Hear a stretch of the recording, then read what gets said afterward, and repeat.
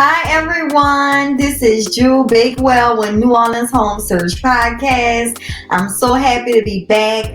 This is the first podcast of 2022, and of course, we're starting it with everybody's vision for this year, which is home ownership. So, on everybody's vision board, most likely you see home ownership in some way. And I'm super excited to have my sister and agent with Crown Jewel Realty on, Jasmine Bakewell by Ray. Hi, Jasmine. Hey, I'm so happy to be on the show. I'm excited. I'm so happy to have you. We've done Instagram lives, but never the podcast. So Right. you're finally here. I'm excited. I am too. So the biggest reason why I think it kind of made sense for you to be on this show is because real estate is so generational. And once you learn about how it works, once you learn about credit, real estate, the leverage that you can gain, the things that you can leave your family, and how it can actually be a family business. And most businesses in real estate are family oriented.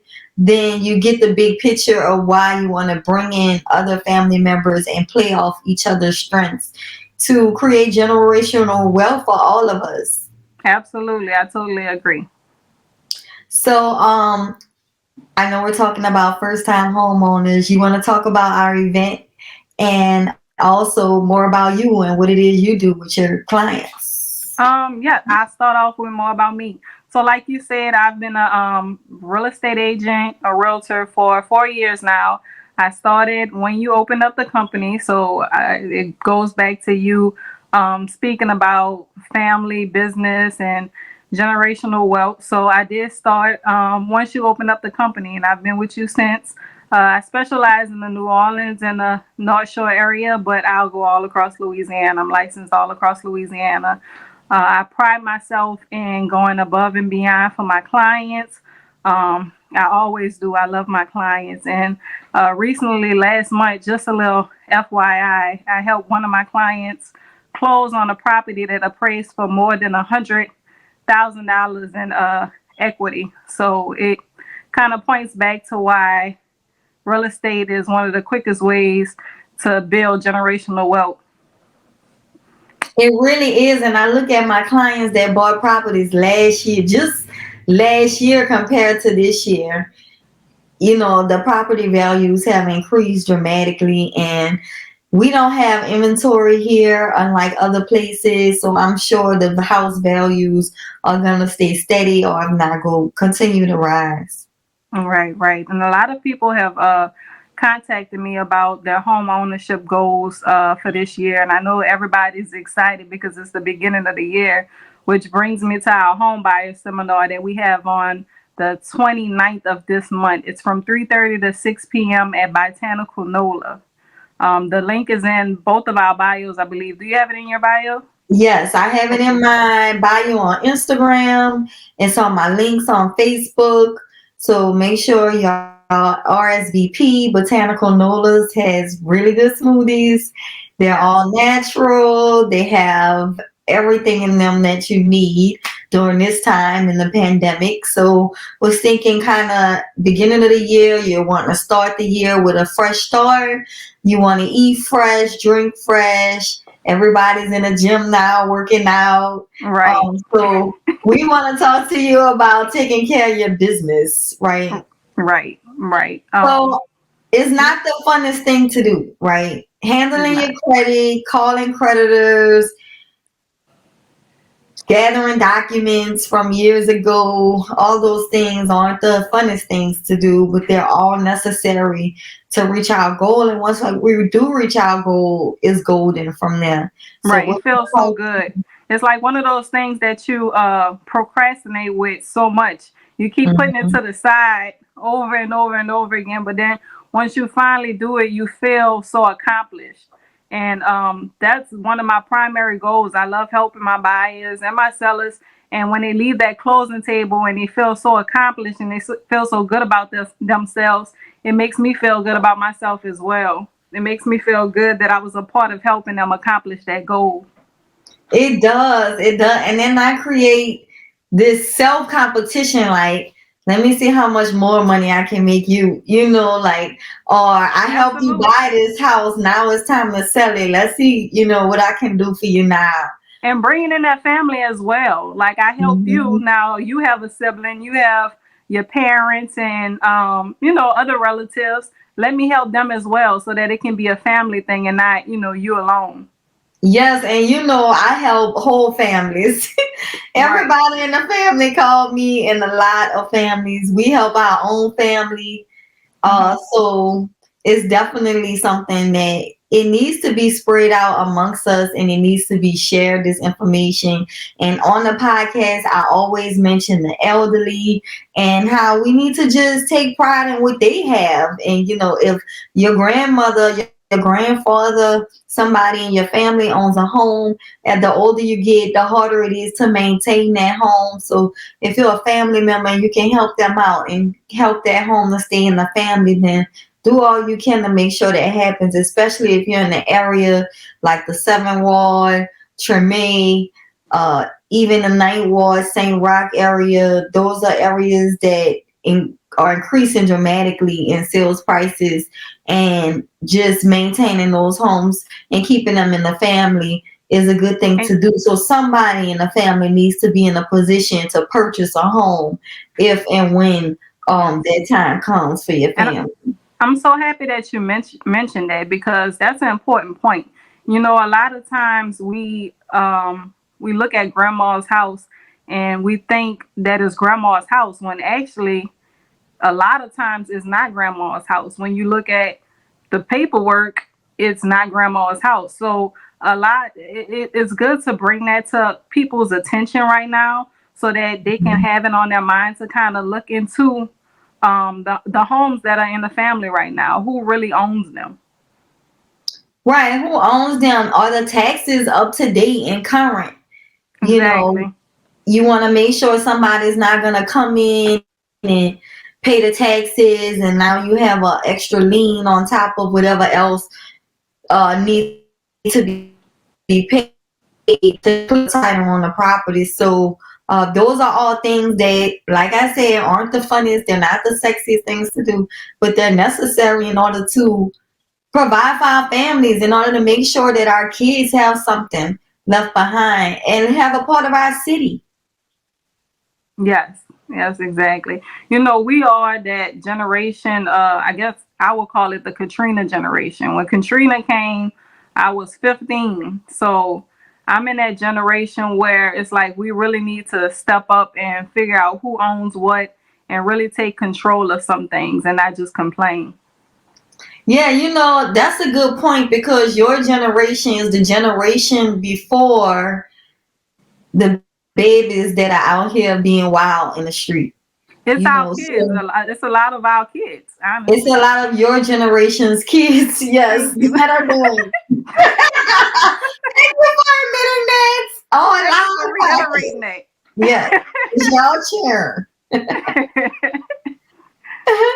And the problem is that during that time, I mean, we were all spread out. Everybody was everywhere. Everything was uncertain. Nobody Yes. knew we'd be able to come back home again, when Hmm. home would be home or feel like home. And even now, we were just talking yesterday about everybody has this timeline of before Katrina and after Katrina. Hmm. Yeah. So when Yep. I Yep. go to talk to sellers about their house, they're like, oh, well, everything's replaced after Katrina. And Uh-huh. I'm like, okay, well, that was like 16, 17 years ago. Yeah, exactly. It's not new Exactly. renovation no more. Yeah. Yeah, exactly. But it feels like it, because it just still feels like it was yesterday. Right, right. And that's important that we bring up that time frame. Like a lot of years have passed, and it's about that time that we start renewing and refreshing and relooking into things. Yes. And, maybe that's one reason why we do get these hurricanes, to remind us it's a new season. It's time for some change. You're absolutely correct. That's a Hmm. good point. So we're gonna talk to you about just some tips if buying a house is on your things to do list. These are just some things you might need to know. First thing is the house hack: buy a multifamily property first. Yes, that's always my number one piece of advice. Yes. And I mean, you can kind of understand why. I mean, one side of pay for your mortgage, and the other side is free money coming towards you. Now, it is important that you keep in mind to keep a portion of that money to the side for repairs and other necessities that you will have to spend money on. So it is important that you are aware of all the things that are needed to take care of a home. Yeah, that's a good point. One thing I didn't realize when I bought my double is that I should have had separate water meters, because That's a since good it's point. one water meter, I'm stuck with having to pay the water for both tenants. But if I had separate water heaters, I can allow them to pay their own water bill. Exactly. Yeah, so that's one thing. Another thing is you have to account for vacancies. So there may be a couple months where you don't have a tenant and you need a little slush to make sure you'll be able to get through those months. And that comes a lot with the mind frame of what I've been talking to a lot of people about. Are you have to really ask yourself, are you at a point right now where you want to buy a home for yourself and your family, or are you in a mind frame, or are you in a position right now where you're trying to make money? So you have to break up the Yeah. two. If you're trying to make money and build money, you need to be looking more as purchasing for the first time as an investment. So multifamily properties. Now, if you're at a point in your life where you're looking for a family home, then you're more on the single family side of things. It's And when important we to tap into that.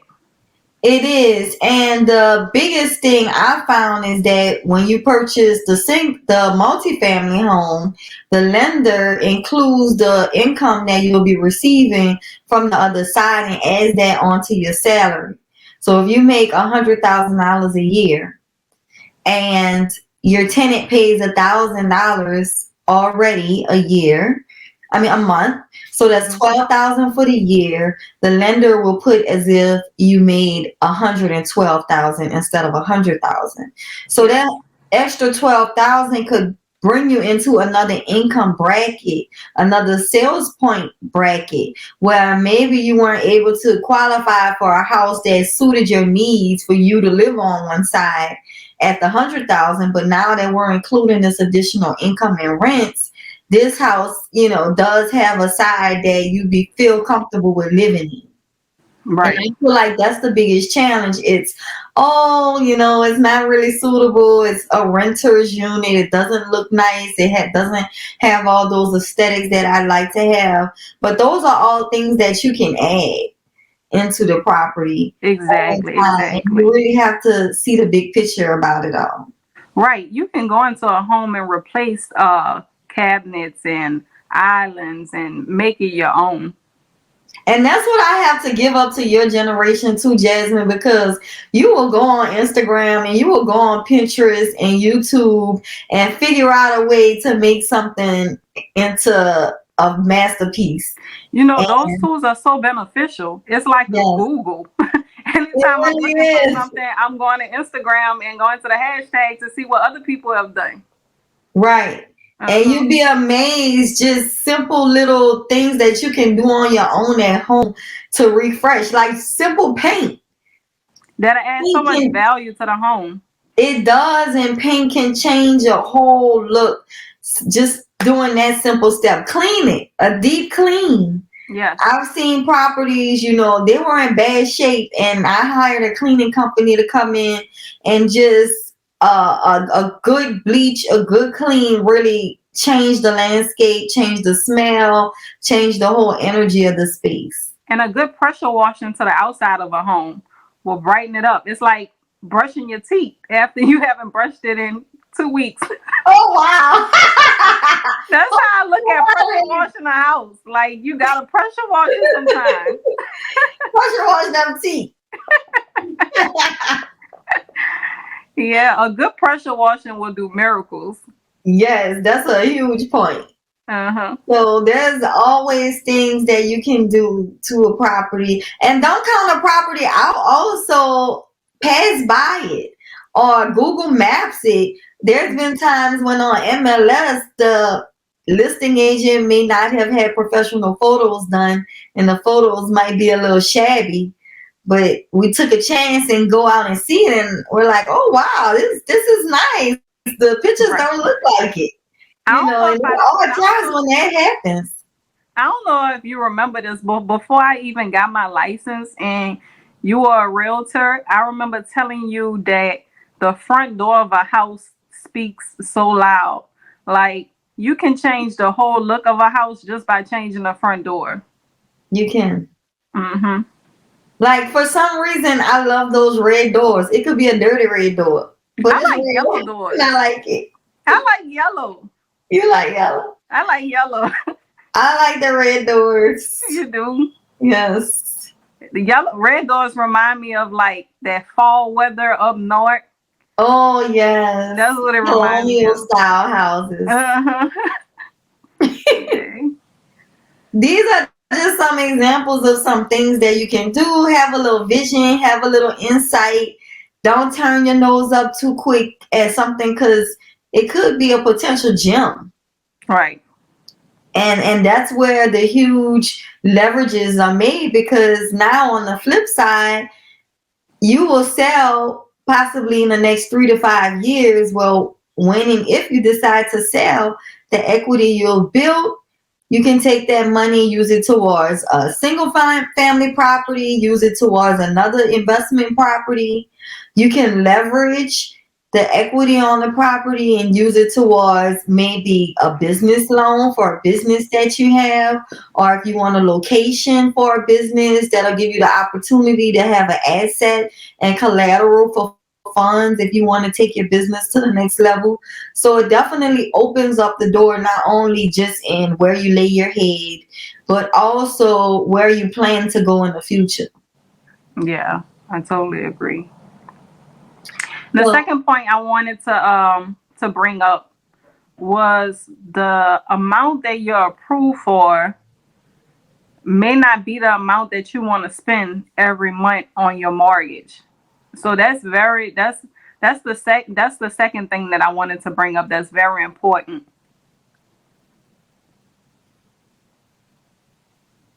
yes, that is important. You have to have an idea of how much you want to spend. So budget it out. Okay. I know, this is my lifestyle. This is how much I spend a month. And this is how much I feel comfortable with in paying a mortgage. And it's usually about the same or a little bit more than what you're already paying in rent. Mhm. This is true. So just keep that in mind. Also be realistic. If you're living in a 2 bedroom apartment right now for 950 and you want to move in a 3 bedroom, 2 bath house with the square footage and new renovation, and you want a garage and a huge yard and a good neighborhood, you probably won't be spending 950 a month. Okay. Your No. mortgage is gonna look more like 1500. Mhm. So you And you just have to have. be prepared to make that big jump. Yes, for sure. Mhm. So it might mean cutting some things out, which Mhm. don't sound nice, but the subscriptions is one thing. Cut Netflix out. Get somebody else to log in. Cut Spotify out. You can listen to music on YouTube. Okay, on Pandora. Right, exactly. Yeah, this is true. Yes, so just think about some things that you can cut out to get what you want. And usually it's for the short term. It's not for the long term. It's just something that you have to buckle down on right now to get to where you ultimately really want to be. And you'll feel so much better about it. You'll feel even better listening to your Spotify and watching your Netflix in your house. That's facts. Mm-hmm. Yes. Okay, and the other tip that I wanted to mention is also to your generation, Jasmine, who are on Cash App, Venmo, and using all these transactional sites, PayPal. Well, if you want to include the income that you're getting from these sites, they're going to want a ledger of why and what every single Cash App is, every single Venmo is. So definitely keep that in mind at least 3 months before you're going to purchase this property that, hey, I know these things are going to get tracked.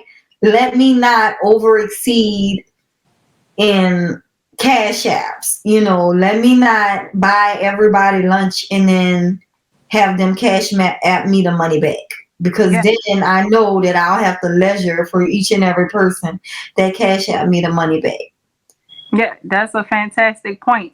And it makes me think about one of your favorite things that you always say around tax time, as far as writing off everything. Yes. Don't So write off everything. it's If important that you you mention that to my generation, Yes, especially. okay. To Jasmine's generation, Do not write off everything, y'all. to them Katrina babies. Don't write off everything on your taxes, okay? Because obviously you want to. No one wants to pay for things that they've spent money on that are taxable in their business. It just doesn't make sense logically. However, when you do this and the bank looks at the paperwork, it looks as if you didn't make this money that you really made. You made that money less the expenses, and it could come down to you making 100,000 and now you make 18,000 Right, and because you make it's sense. a mind frame. If you know where you want to go within a couple of years ahead of time, just have that in your mind and know that you can't. You have to be prepared come time. And also, what's helpful for me is to pay my taxes quarterly, so I don't pass out at the end of the year when it's tax time. So talk to your tax person for sure and have that conversation and pay it quarterly. And I learned that if you overpay the IRS, they owe you back in interest. Right. So you can talk to your tax person about these things, get more clarification on how it applies to you and your business and what it is that you do. But if you are expensing like crazy on your taxes, it will look like you make less money. You won't be able to approve for the house of your dreams at all. And that's a huge disappointment, especially if you're working really hard and you have a goal and you want to do the right thing. And some people need the tax return for their down payment. So it becomes like a catch 22. But Mhm. just know that there's programs available out there. You possibly qualify for one of those, and they give down payment assistance, they give closing cost assistance. So you won't know until you go ahead and step out there and get started with a loan officer and start the process. Right. Which once I reiterate that we have our home buyer seminar, our free home buyer seminar, where we will have a mortgage Yeah. lender there to answer all of the questions that you might have. So you guys really need to click the link in our bios and sign up. Seats are limited, but the benefit of coming to this seminar outweighs everything. All your questions will be answered. All of the Crown Jewel Realty agents will be there, and we'll be ready to help and get you started on where you want to go. Yes, people message me all the time and they're like, what do I do? Where do I start? I'm like, girl, we just had a home buyers class. We told everything. What for you? Yes. So Yep. I mean, it's too much to text. It It's is. It's it's just too too much much. to text. The best It's thing too to much do to is text. And come. it's really too much over the phone as well. I'll talk to people about it over the phone and I just hear the overwhelmness in their voice, like they're like, oh wow, this is a lot. So come to the class. Let's talk one on one in person. And if you can't make it to the class, let's schedule a consultation and sit down and really go over what's going on with you because it's about a conversation. It's about creating a plan and then actually executing that plan. Yes, and every case is personalized. Everything is Yes. personal, it's especially for you. So that's the important part about having a consultation with a realtor. What I suggest people do is write notes in your phone every time you think about a question, and you're coming to that home buyer seminar, or you have a consultation with me and Jew. Have a little note in your note sections in your phone. Make sure that you or writing down all your questions so that you don't forget. Every time a question pops up in your head, write it down in your notes so that when we meet, we have you're getting all your questions answered. Yeah, I mean, it's really important to get your questions answered, and then to also know that you have people that have your back, right? And along the way, more questions are going to come up, but we're here to help you. Yeah, it's true. I don't have a problem with answering questions for my buyers and my sellers. Um, it's what I do, it's what I love to do, and I love to help them. So let's talk about, lastly, because I know we're wrapping up soon. Oh my I God, want time has went by that fast? it does go by fast. Yeah, it does. I want to talk about you, Jasmine, and just reiterate where you're taking it with your clients for this 2022 season. 2022 season, I am trying to help more families than I've ever helped before. Whether that's buying their first property, first time home buyers, buying a first property, which is a single family home if that's what you prefer to do, a multi-family unit if that's what you're trying to do, adding to your portfolio, listing your home. I've been on a few listing appointments already this year, and I know that the inventory is very, very low. So I am focused on getting a lot of listings this year and getting a lot of houses on the market for the buyers that are coming in. And also, I want people to understand that I do help with leases. A lot of people aren't aware of that, but I do help with leases. And my goal with leases is to primarily get you to lease a home, but ultimately within that leasing period, we're working on either you're going towards your investment portfolio, properties that you want to purchase to invest, or purchasing your first time home.